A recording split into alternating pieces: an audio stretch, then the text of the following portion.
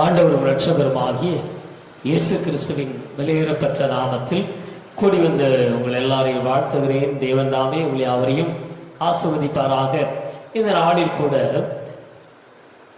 கர்த்தரை பிரியப்படுத்துவது எப்படி? சங்கீதக்காரனாகிய தாவீது சொல்லும் பொழுது, என் தேவனே உமக்கு பிரியமானதை செய்ய விரும்புகிறேன் என்று சொல்லுகிறார். தேவனே உனக்கு பிரியமானதை செய்ய விரும்புகிறேன். முதலாவது, ரட்சிக்கப்பட்ட ஒரு தேவனுடைய பிள்ளை கர்த்தரை பிரியப்படுத்த வேண்டும் என்கிற ஒரு விருப்பம் வேண்டும். அப்படி ஒரு விருப்பம் இல்லாத பட்சத்தில் நம்முடைய கிறிஸ்தவ வாழ்க்கை ஏனோ தானோ என்றுதான் இருக்கும்.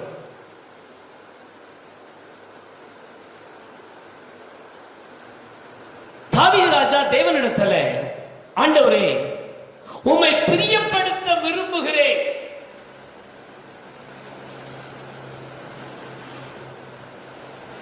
அவருடைய விருப்பத்தை அவர் வெளிப்பாக காட்டுகிறார்.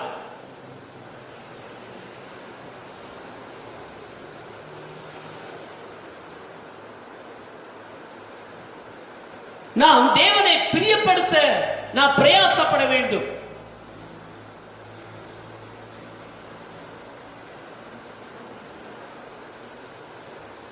சங்கீதம் 119 சங்கீதம் முதல் வசனத்தை வாசிக்கும் பொழுது, சங்கீதம் 119:1, கர்த்தருடைய வேதத்தின்படி நடக்கிற உத்தம மார்க்கத்தால், கர்த்தருடைய வேதத்தின்படி நடக்கிற உத்தம மார்க்கத்தால் பாக்கியவான்கள் அவருடைய சாட்சிகளை கைக்கொண்டு அவரை முழு இருதயத்தோடும் தேடுகிறவர்கள் பாக்கியவான்கள். கர்த்தரை முழு இருதயத்தோடு கூட தேடுகிறவர்கள் பாக்கியவான்கள். வேதத்தின் மேல நாம பிரியம் வைக்க வேண்டும். சங்கீதம் 1:2 கர்த்தருடைய வேதத்தில் இரவும் பகலும் தியானமாய் இருக்கிற மனுஷன் பாக்கியவான் என்று தாவீது ராஜா சொல்லுகிறதை பார்க்கிறோம். சங்கீதம் 119 சங்கீதம் 135 வசனத்தை நாம் வாசிக்கும் பொழுது அங்கே நாம் இப்படியாக வாசிக்கிறோம். 119 135 வசனத்தை வாசிப்போம். உமது அடியேன் மேல் உமது முகத்தை பிரகாசிக்க பண்ணி உமது பிரமாணங்களை எனக்கு போதியும். உம்முடைய பிரமாணங்களை போதியும். உம்முடைய கற்பனைகளின் உம்முடைய வேதத்தை மனுஷர் காத்து நடவாதபடியால் என் கண்களில் இருந்து நீர்த்தாரைகள் ஓடுகிறது. உம்முடைய கற்பனையின் பாதையில் என்னை நடத்தும். நான் பிரியமாயிருக்கிறேன். ஆண்டவருடைய கற்பனையின் பாதையில் ஆண்டவர் நடத்துவதற்கு நம்மை ஒப்புக் கொடுக்க வேண்டும். அதில் பிரியமாயிருக்க வேண்டும்.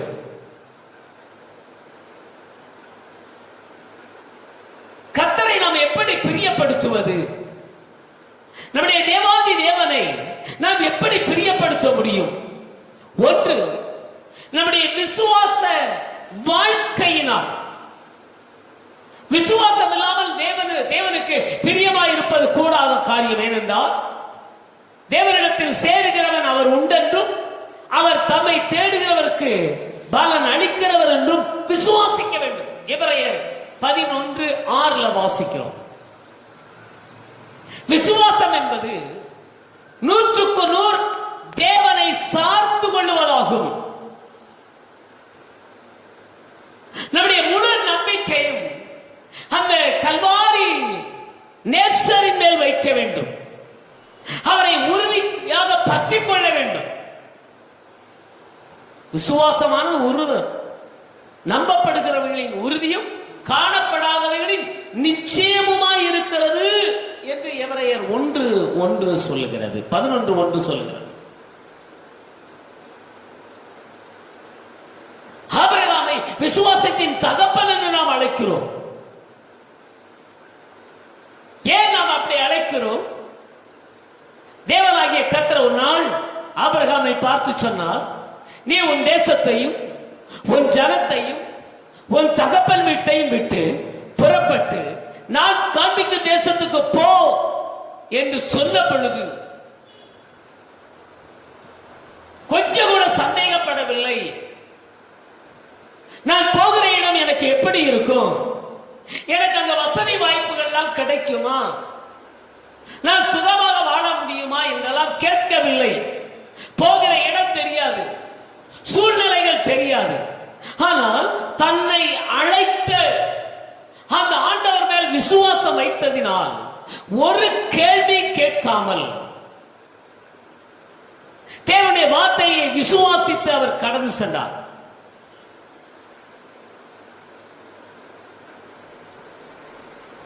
கர்த்தர் எனக்காக யாவும் செய்வோம் என்ற விசுவாசம் அவருக்குள்ள இருந்துச்சு. ஆகவே இறை குறித்து, இடத்தை குறித்தோ, சூழ்நிலைகளை குறித்தோ, மனிதர்களை குறித்தோ ஒன்றையும் கேட்கவில்லை. அவர் தேவனை விசுவாசித்தார்.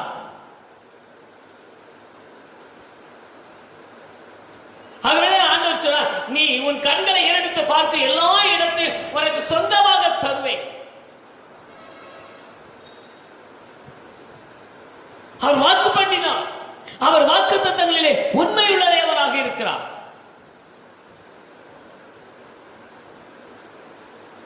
ஆபிரகாமுக்கு 75 வயதான பொழுது ஒரு நாள் ஆபிரகாமை ஆண்டவர் அழைத்து, நட்சத்திரங்களை எண்ணக்கூடுமானால் எண்ணு, உன் சந்ததி இவ்வளவாக இருக்கும் என்று வாக்கு பண்ணினார். அந்த வார்த்தையை ஆபிரகாம் விசுவாசித்தார். தேவன் அதை அவருக்கு நீதியாக எண்ணினார். ஆதியாகமத்தின் புஸ்தகத்தில் 15ஆம் அதிகாரத்தில் 6வது வசனத்தை வாசிப்போம். ஆதியாகமத்தின் புஸ்தகம் 15ஆம் அதிகாரம் 6வது வசனம். அவன் கர்த்தரை விசுவாசித்தான். அவன் கர்த்தரை விசுவாசித்தான். அதை அவர் அவனுக்கு நீதியாக எண்ணினார். அவர் அதை அவனுக்கு நீதியாக எண்ணினார். ஆண்டவரை விசுவாசித்தான். 75 வயசுல தேவன் வாக்குத்தத்தம் பண்ணினார். அவர் வாக்குத்தத்தங்களிலே உண்மையுள்ள தேவனாக இருக்கிறார். ஆபிரகாம் வயது சென்றவனாக இருந்தாலும் தன்னுடைய விசுவாச வாழ்க்கையில பலவீனமுள்ளவனாக அல்ல, பலமுள்ளவனாக இருந்தார். வாக்கு பண்ணினவர் உண்மையுள்ளவர், நிச்சயமாகவே அதை நிறைவேற்றுவார் என்று கர்த்தரை அவன் சார்ந்திருந்தான். அதான் தேவனுக்கு பிரியமாக இருந்தது. ரோமர் கழுதின நிருபம் 4ஆம் அதிகாரம் 18வது வசனத்திலிருந்து வாசிக்கலாம். ரோமர் 4:18 22 வரைக்கும்.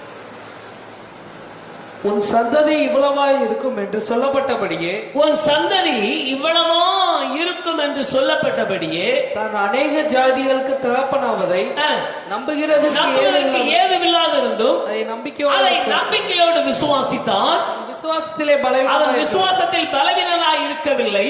அவன் ஏறக்குறைய 100 வயதுள்ளவனாய் இருக்கும் பொழுது தன் சரீரம் செத்தது என்பதையும் சாராளுடைய கற்பம் செத்து போனதையும் எண்ணாதிருந்தால் தேவனுடைய வாக்குத்தத்தத்தை குறித்து அவன் அவிசுவாசமாய் சந்தேகப்படாமல் தேவன் வாக்குத்தத்தம் பண்ணினதை நிறைவேற்ற வல்லவராய் இருக்கிறார் என்று முழு நிச்சயமாய் நம்பி தேவனை மகிமைப்படுத்தி விசுவாசத்தில் வல்லவரானான். அப்போ விசுவாசமாய் இருப்பதுதான் தேவனுக்கு பிரியம். ஒரு விசுவாச வாழ்க்கை நம்மிடத்தில் காணப்படும் பொழுது தேவன் அதில் பிரியப்படுவார்.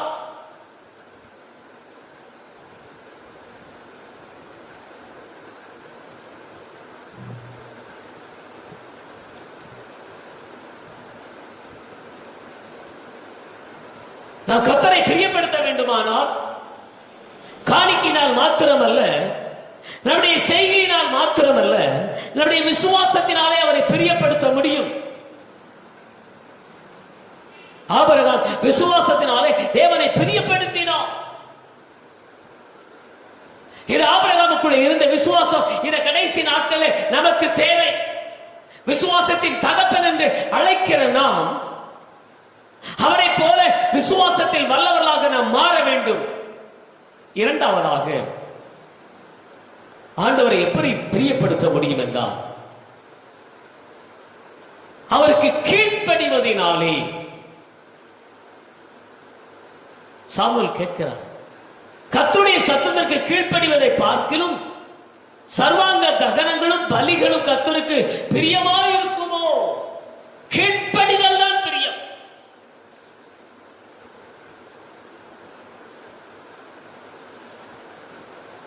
பலியை நீர் விரும்புகிறது இல்லை, விரும்பினால் உமக்கு பிரியமானது அல்ல என்று சங்கீதக்காரன் தாவீது சொல்லுகிறார்.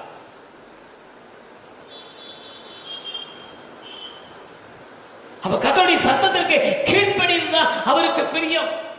நம்முடைய கீழ்ப்படிதல் எப்படி இருக்கிறது? தேவனுடைய வார்த்தைக்கு நாம் கீழ்ப்படிந்து நடக்கிறோமா? அவருடைய சத்தியத்திற்கு நாம் கீழ்ப்படிந்து நடக்கிறோமா? நம்முடைய பிள்ளைகள் நடக்கிறார்களா? நம்முடைய குடும்பத்தினுடைய நபர்கள் நடக்கிறார்களா? ஆண்டவருடைய வாழ்க்கையை பிரியப்பட வேண்டுமானால், நம் குடும்பத்தின் மேல தேவன் பிரியப்பட வேண்டுமானால், நாம் ஒவ்வொருவரும் கீழ்ப்படிந்து நடக்கிறவர்களாக இருக்க வேண்டும்.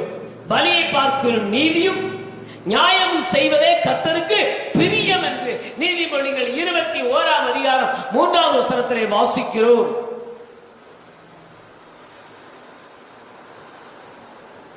பழைய ஏற்பாட்டில் உள்ள இஸ்ரவேலர் தேவன் பலியின் மேல் பிரியப்படுவார் என்று பலிகளை செலுத்தி அவரை சமாதானம் செய்து பிரியத்தை வாங்கிவிடலாம் என்று எண்ணினார்கள்.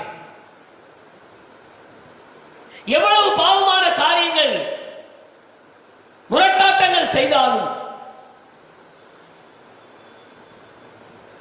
ஒரு மெய்யான மனஸ்தாபம் இன்றி பலிகளை செலுத்தி பாவ மன்னிப்பை பெற்றுவிடலாம் என்று ஒரு அபிப்பிராயம் அந்த இஸ்ரவேலிடத்தில் இருந்தது.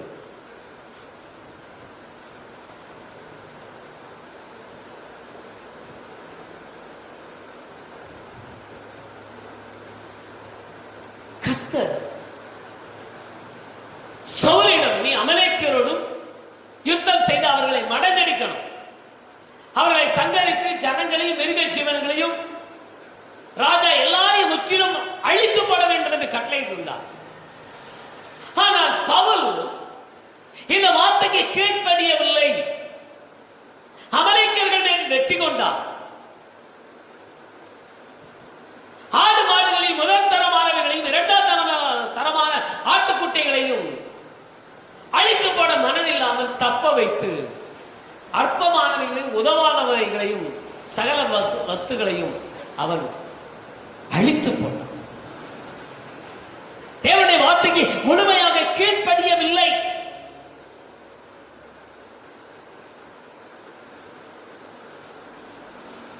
கீழ்ப்படியவில்லை.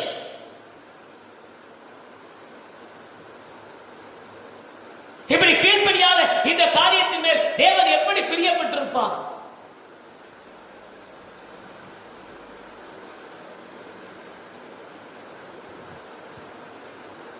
ஆகவேதான் சாமுவேல் சொல்லும் பொழுது, நீ கர்த்தருடைய சொல்லை கேளாமல் கொள்ளையின் மேல் பறந்து கர்த்தருடைய பார்வைக்கு பொல்லாப்பானதை செய்தது என்ன? கர்த்தருடைய சத்தத்துக்கு கீழ்ப்படுகிறதை பார்க்கலும் சர்வாங்க தகன பலிகளும் கர்த்தருக்கு பிரியமாயிருக்குமோ? பலியை பார்க்கலும் கீழ்ப்படிதலும் ஆட்டுக்கடாக்களின் நிலத்தை பார்க்கலும் செவி கொடுத்தலும் உத்தமம்.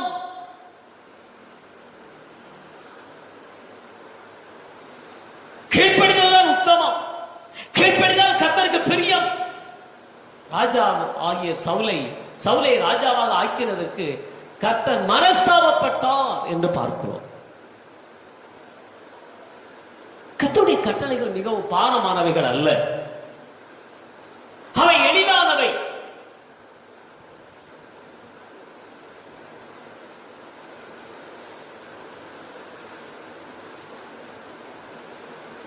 நம்முடைய வாழ்க்கையை சீர்தூக்கி பார்க்க வேண்டும். நாம் கர்த்தரை எந்த விதத்தில் நான் பிரியப்படுத்துகிறேன், அல்லது கர்த்தரை நான் எந்த விதத்தில் விசனப்படுத்துகிறேன்? யோனாவை நாம் எடுத்துக்கொள்வோமானால்,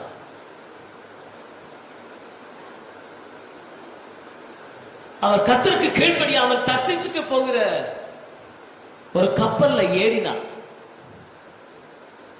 அதனால எவ்வளவு பாடுகள் அனுபவிக்க வேண்டி வந்தது. ஒரு மனிதனுடைய கீழ்ப்படியாமை அநேகருக்கு பொருள் நஷ்டத்தை உண்டாக்கினது, அநேகருக்கு வேதனையை கொண்டு வந்தது.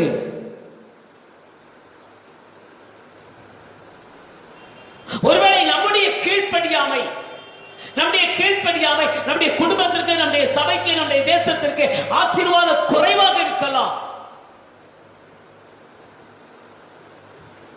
நான் உண்மையிலே கீழ்ப்படுகிறேனா? நம்மை சீர்தூக்கி பார்க்க வேண்டும். ஒருவேளை கீழ்ப்படியாமை நம்முடைய வாழ்க்கையில் இருக்குமே, ஆண்டவரே என்னை மன்னிங்க, ஆண்டவரே உம்மை பிரியப்படுத்த கீழ்ப்படுகிற பிள்ளையா என்னை மாற்றுங்க என்று நம்மை ஒப்பு கொடுக்க வேண்டும். மூன்றாவதாக, நாம் தேவனுக்காக உற்சாகமாக கொடுக்கும் பொழுது பவுல் சொல்றார் 2 கொரிந்தியர் 9:7, அவன் விசனமாயும் அல்ல, கட்டாயமாகவும் அல்ல, தன் மனதில் நியமித்தபடியே கொடுக்க கடகவன், உற்சாகமாய் கொடுக்கிறவனத்தில் கர்த்தர் பிரியமாய் இருக்கிறார். முதல்ல நம்ம பார்த்தோம், விசுவாச வாழ்க்கை வாழும் பொழுது தேவனை பிரியப்படுத்துகிறோம்.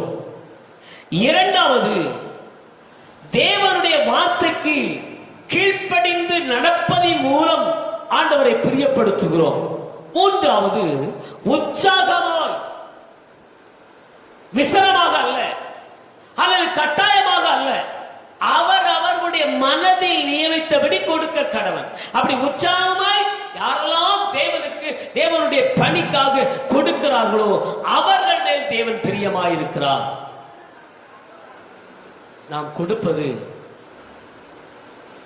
நமக்கு கிடைத்த ஒரு பெரிய பாக்கியம் என்று கருத வேண்டும். நாம் சம்பாதிப்பதற்கு தேவன் பலன் கொடுக்கிறார். அவர்தான் வேலை வாய்ப்புகளை தருகிறார். அவர்தான் நம்மை உயர்ந்த ஸ்தானத்தில் வைத்திருக்கிறார். ஏன் அவருக்காக, அவருடைய ஊழியர்களுக்காக நாம் கொடுக்க கூடாது? ஏழைக்கு இறங்குகிறவன் கர்த்தருக்கே கடன் கொடுக்கிறான் என்று வேதம் சொல்லுகிறார். இயேசு கிறிஸ்து ஒரு நாள் எருசலேமின் தேவாலயத்தில் காணிக்கப்பட்டி அண்டையில் உட்கார்ந்து கொண்டிருந்தார். எல்லாரும் அந்த காணிக்கையை செலுத்தினார்கள். அதை கவனித்துக் கொண்டே இருந்தார். செல்வந்தர்கள் தங்களுடைய திராட்சையில் இருந்து கொடுத்தார்கள். செல்வத்திலிருந்து அள்ளி கொடுத்தாங்க. சிலர்கள் மற்றவர்கள் பார்க்க வேண்டும் என்று கொடுத்தார்கள். ஆனால் ஒரு ஏழை விதவை தன் ஜீவனத்திற்காக வைத்திருந்த அந்த 2 காசையும் கர்த்தருக்கென்று போட்டுவிட்டார். இதை ஆண்டவர் கவனித்தார். அவள் மேல் பிரியம் கொண்டு அவளை பாராட்டி சொல்லுகிறாள்.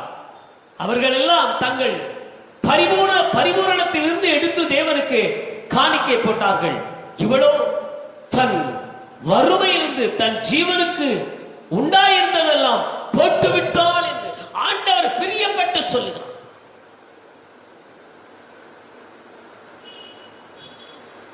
அப்போ நாம் கொடுப்பதில் பிசிறித்தனம் பண்ணுகிறவர்களாக அல்ல, நாம் உற்சாகமாய் தேவன் பிரியப்படக்கூடிய அளவிற்கு நாம் கொடுக்க வேண்டும்.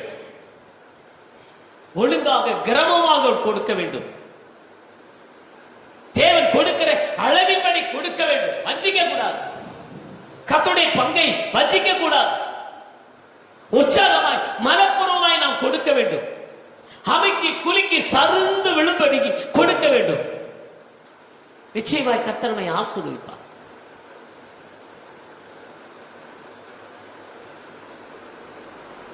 மல்கியா தீர்க்கதரிசன புஸ்தகம் 3ஆம் அதிகாரம் 10ஆம் வசனத்தை வாசிக்கும் பொழுது வாசிப்போம். நாம் அப்படி கொடுக்கும் பொழுது வாசிப்போம்.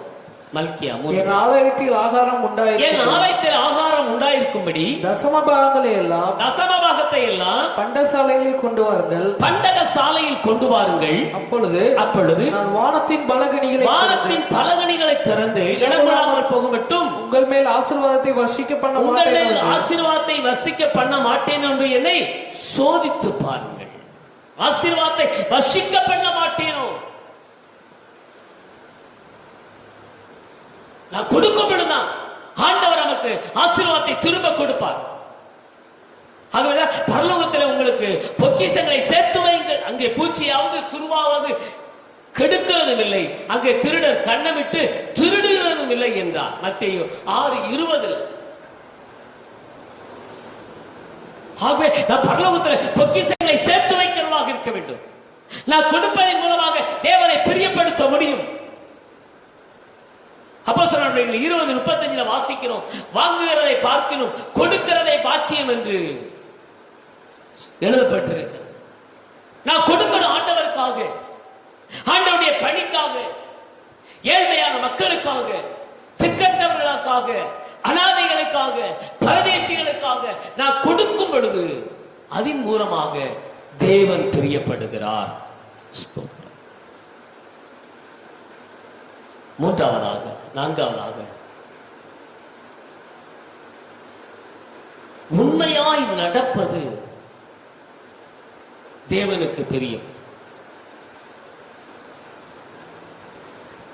நீதிமொழிகள் 15ஆம் அதிகாரம் 22வது வசனத்தை வாசிக்கும் பொழுது, பொய் உதடுகள் கர்த்தருக்கு அருவருப்பானவைகள், உண்மையாய் நடக்கிறவர்களோ அவருக்கு பிரியம். உண்மையுள்ளவர்கள் மனுபத்திரரை குறைந்திருக்கிறார்கள். உண்மையுள்ள மனிதன் தான் பரிபூர்ண ஆசீர்வாதங்களை பெற்றுக் கொள்வான். உண்மையாய் யார் நடக்கிறார்களோ அவர்கள்தான் தேவனுக்கு பிரியம். நாம் உண்மையாய் நடக்கும் பொழுது ஆண்டவருடைய இருதயம் மகிழுகிறது. நாம் உண்மையாய் நடக்கும் பொழுது சம்பூர்ண ஆசீர்வாதங்களை அவர் பொழிந்தருளுகிறார். அவர் உண்மையுள்ளவராய் இருக்கிறபடினால் நாம் உண்மையாக நடக்க வேண்டும் என்று ஒரு எதிர்பார்ப்பு நம்மை வைத்திருக்கிறார்.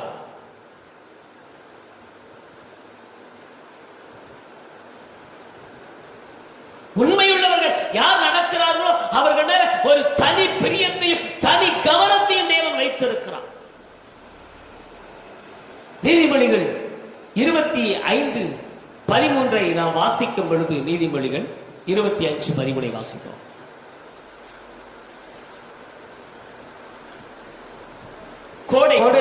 கோடை காலத்தில் உறைந்த மழையின் குளிர்ச்சி எப்படி இருக்கிறதோ அப்படியே உண்மையான ஸ்தானாதிபதியும் தன்னை அனுப்பினவனுக்கு இருப்பான். அவன் தன் எஜமானுடைய ஆத்துமாவை குளிர பண்ணுவான். நம்முடைய எஜமானாகிய ஆண்டவருடைய இருதயத்தை குளிர பண்ண வேண்டும். நம்முடைய உண்மையின் நடக்கையின் மூலமாக உண்மையில பரிபூர்ண ஆசீர்வாதங்களை கொண்டு வரும். நான் வேலை செய்கிற இடங்களிலே, நான் படிக்கிற இடங்களிலே, நான் வாழுகிற இடங்களிலே நாம் உண்மை உள்ளவராக வாழ வேண்டும்.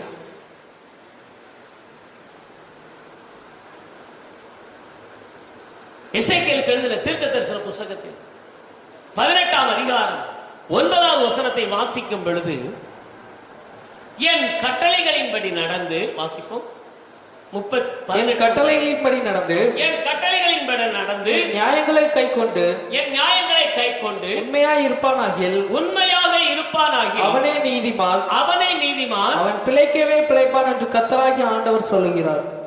அவனே நீதிமான். உண்மையாக யார் இருக்கிறார்களோ நாம் உண்மையாக இருக்க வேண்டும். ஆண்டவர் என்னை பார்க்கிறான்.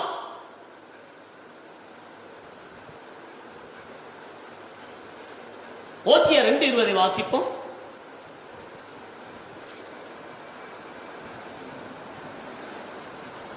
ஓசியா 2:20.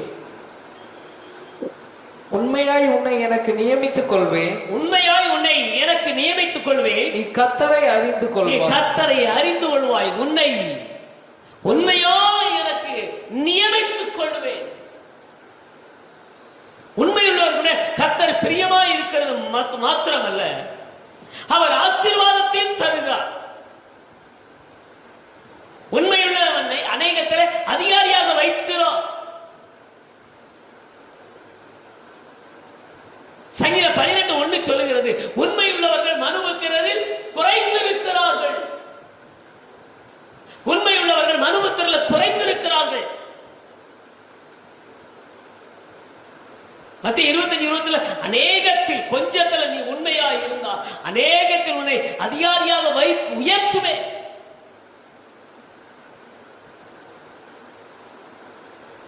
அருமையான தேவனுடைய பிள்ளைகளை,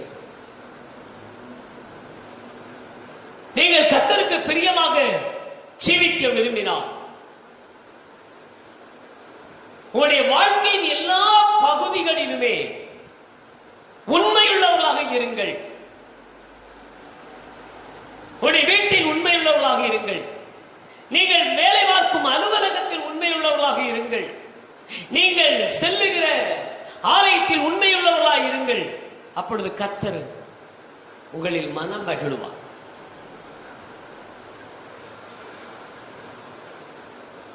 லூக்கா 16ஆம் அதிகாரத்தில் 12வது வசனத்தில் ஒரு எச்சரிப்பின் வார்த்தையை சொல்கிறார்.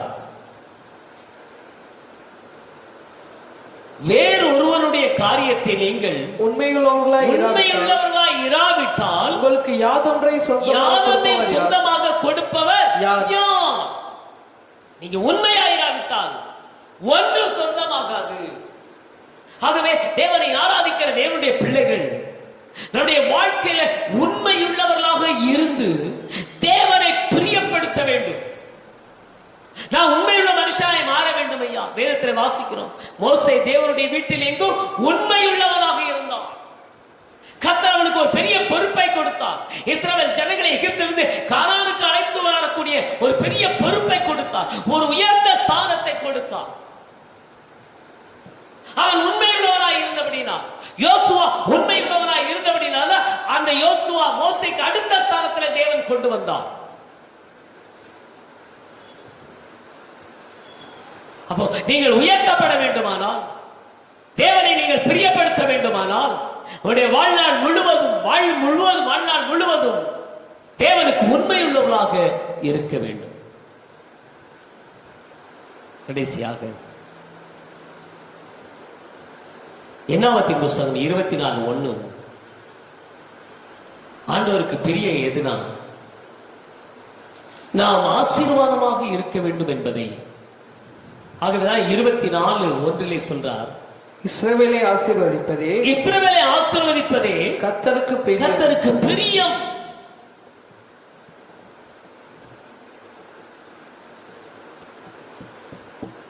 இஸ்ரவேலை ஆசீர்வதிப்பது, தேவனை ஆராதிக்கிற தேவனுடைய பிள்ளைகள் ஆசீர்வாதமாய் வாழ வேண்டும் என்பதுதான் தேவனுடைய சித்தம். பொன்னும் வெள்ளியும் அவருடையது, எவரையும் மேன்மைப்படுத்த அவருடைய கரத்தினால் ஆகும். பெரியார் தீர்க்கதரிசி சொல்றார், இதோ ஆசீர்வதிக்க கட்டளை பெற்றேன், அவர் ஆசீர்வதிக்கிறார், அதை நான் திரும்ப கூடாது. அவர் யாக்கோப்பின் அக்கிரமத்தை காண்கிறதும் இல்லை, இஸ்ரவேலின் குற்றம் கண்டுபிடிக்கிறதும் இல்லை. அவருடைய தேவனாகிய கர்த்தர் அவளோடு கூட இருக்கிறார். ராஜாவின் ஜெய கம்பீரம் அவர்களுக்குள்ளே இருக்கிறது என்றார்.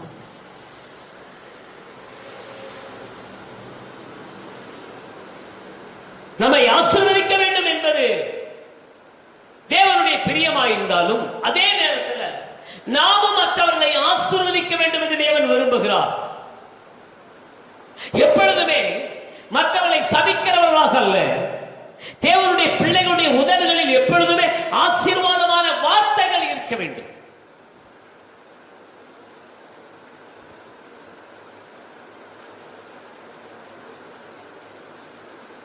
ஆதியாகமத்தின் புஸ்தகத்தில் 12ஆம் அதிகாரம் 3வது வசனத்தை நாம் வாசிக்கும் பொழுது ஆண்டவர் சொல்லுகிறார், ஆபிரகாம் இடத்துல வாசிப்போம் 12:3, உன்னை ஆசீர்வதிக்கிறவர்களை ஆசீர்வதிப்பேன், உன்னை ஆசீர்வதிக்கிறவர்களை ஆசீர்வதிப்பேன், உன்னை சபிக்கிறவர்களை சபிப்பேன். உன்னை ஆசீர்வதிக்கிறவர்களை, நாம் ஆசீர்வதிக்கிறவர்களா இருப்பவனா நாம் ஆசீர்வதிக்கப்படுவோம். நாம் சபிக்கிறவர்களாக அல்ல. நம்முடைய தேவன் நம்மை ஆசீர்வதித்திருக்கிறார், நாமும் மற்றவர்களை ஆசீர்வதிக்கிறவர்களாக காணப்பட வேண்டும். மத்திய எழுதின சுவிசேஷம் 5ஆம் அதிகாரம் 44-45 வசனத்தை வாசிப்போம். 44-45. நான் உங்களுக்கு சொல்லுகிறேன், உங்கள் சத்துருக்களை சிநேகியுங்கள், உங்களை சபிக்கிறவர்களை சபிக்கிறவர்கள். பாருங்க, அந்த மலை பிரசங்கத்தில் ஆண்டவர் சொல்றார், உங்கள் சத்துருக்களை சிநேகியுங்கள், யார் உங்களை சபிக்கிறார்களோ அவர்களை சாபமிடாதீர்கள், அவர்களை ஆசீர்வதியுங்கள், உங்களை பகைக்கிறவர்களுக்கு நிந்திக்கிறவர்களுக்கு நன்மை செய்யுங்கள், உங்களை நிந்திக்கிறவர்களுக்காகவும் உங்களுக்கு நிந்திக்கிறவர்களுக்காகவும் உங்களை துன்பப்படுத்துகிறவர்களுக்காகவும் உங்களை துன்பப்படுத்துகிறவர்களுக்காகவும் ஜெபம் பண்ணுங்கள். ஜெபம் பண்ணுங்கள். இப்படி செய்வதனால் நீங்கள் பரலோகத்தில் இருக்கிற உங்கள் பிதாவுக்கு புத்திரராயிருப்பீர்கள். உங்கள் பரலோகத்தில் உங்களுடைய பிதாவுக்கு புத்திரர்கள். நாம் தேவனுடைய புத்திரர் என்று சொல்லுகிறோம்னா ஆசீர்வதிக்கப்படுகிறவர்களாக மாறணும். மற்றவர்களை ஆசீர்வதிக்க வேண்டும், சபிக்கிறவர்களை நாம் ஆசீர்வதிக்க வேண்டும். அதுதான் தேவனுக்கு பிரியம். சங்கீதம் 112:15-12 வாசிக்கிறோம். அவர் கர்த்தர் நம்மை நினைத்திருக்கிறார், அவர் ஆசீர்வதிப்பார். அவர் நம்மை நினைத்திருக்கிறார், நம்மை ஆசீர்வதிப்பார். ஆகாய் 2:19 வாசிக்கிறோம், நான் இன்று முதல் உங்களை ஆசீர்வதிப்பேன் என்று சொல்லுகிறார். அப்ப நம்முடைய தேவன் ஆசீர்வதிக்கிறவர். ஆசீர்வதிப்பது அவருக்கு பிரியம். அப்ப அவரை ஆராதிக்கிற அவருடைய புத்திரர்கள் என்று சொல்லுகிற நாமும் மற்றவர்களை ஆசீர்வதிக்கிறவர்களாக இருக்க வேண்டும். அப்ப தேவனுக்கு பிரியமானது எது? கர்த்தரை நான் எப்படி பிரியப்படுத்த முடியும்? ஒன்று, நம்முடைய விசுவாச வாழ்க்கையின் மூலமாக.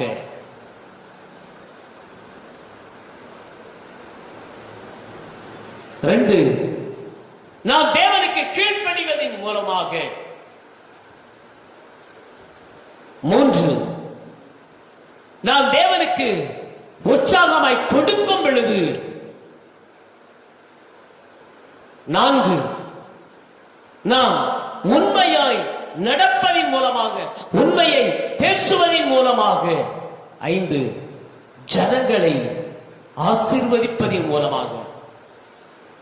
அது தேவனுக்கு பிரியமாய் இருக்கிறது. ஆகவே இப்படிப்பட்ட தேவனுக்கு பிரியமான காரியங்களை நாம் செய்வதற்கு நம்மை ஒப்புக் கொடுப்போம். ஆண்டவர் நம்மை ஆசீர்வதிப்பார். கண்களை மூடி ஜெபம் பண்ணுவோம். கிருபையுள்ள ஆண்டவரே, இரக்கத்தில் ஐஸ்வர்யமுள்ள பிதாவே, இந்த அருமையான ஆசீர்வதிக்கப்பட்டதான இந்த வேளைக்காக நாங்கள் நன்றி செலுத்துகிறோம். உமக்கு பிரியமானதை செய்ய நான் விரும்புகிறேன் என்று தாவீது சொல்லுகிறார். ஐயா ஆண்டவரே, இந்த நாளிலே உமக்கு பிரியமானது ஆண்டவரே ஸ்தோத்திரம், உம்மை விசுவாசித்து விசுவாச வாழ்க்கை வாழுவதும், உமக்கு ஆண்டவரே உடைய வார்த்தைக்கு கீழ்ப்படிந்து நடப்பதும் செய்வதும், ஆண்டவரே ஸ்தோத்திரம் உற்சாகமாய் உம்முடைய பணிக்காக செய்வதும், ஆண்டவரே உண்மையாய் எங்களுடைய வாழ்க்கையை நடப்பதும், ஆண்டவரே ஸ்தோத்திரம் ஜனங்களை ஆண்டவரை ஆசீர்வதிப்பதும் உமக்கு பிரியம் என்று பார்த்தோம். இதே அனுபவத்தில் எங்கள் ஒவ்வொருவரையும் நீ நடத்தும்படியா எங்களை ஒப்புக் கொடுக்கிறோம். பரிசுத்த ஆவியானுடைய கரத்துல ஒப்பு கொடுக்கிறோம். ஆவியான தொடர்ந்து இடைபெடுங்க. இயேசுவின் ஒப்பற்ற நாமத்தில் வேண்டுகிறேன் பிதாவே, ஆமென். என் ஆத்துமாவே கர்த்தரை ஸ்தோத்திரி, என்னுடைய பரிசுநாமத்தை ஸ்தோத்திரி. என் ஆத்துமாவே கர்த்தரை ஸ்தோத்திரி, அவர் செய்த சகல உபகாரங்களையும் மறவாதே. ஆமென், ஆமென்.